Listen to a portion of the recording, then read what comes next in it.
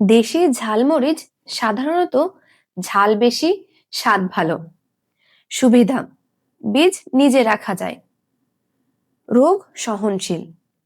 আর অসুবিধা হলো ফলন কম, ফল আকারে ছোট হয়। হাইব্রিড মরিচ কেন লাভ বেশি? হাইব্রিড মরিচ বর্তমানে সবচেয়ে লাভজনক, কারণ ফলন অনেক বেশি,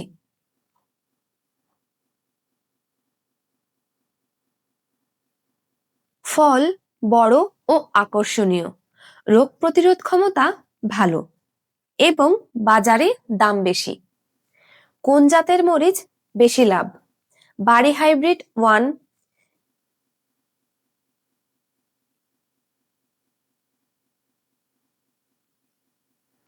হট কিং হাইব্রিড, এই জাতগুলো ফল লম্বা, ঝাল মাঝারি থেকে বেশি এবং বাজার চাহিদা ভালো।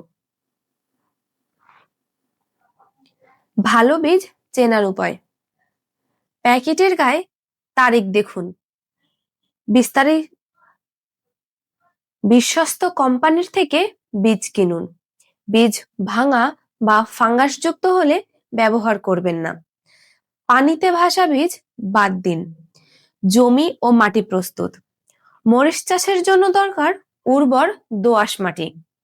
জমি 3 থেকে 4 বার চাষ করে আগাছা পরিষ্কার করুন। প্রতি শতাংশ জমিতে পচা গোবর সার মেশান।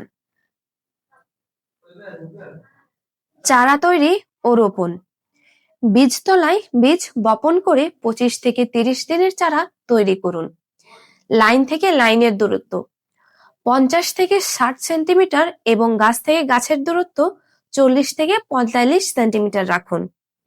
সার ও সেচ ব্যবস্থা: নিয়মিত পানি দিন, কিন্তু পানি জমে থাকতে দেবেন না।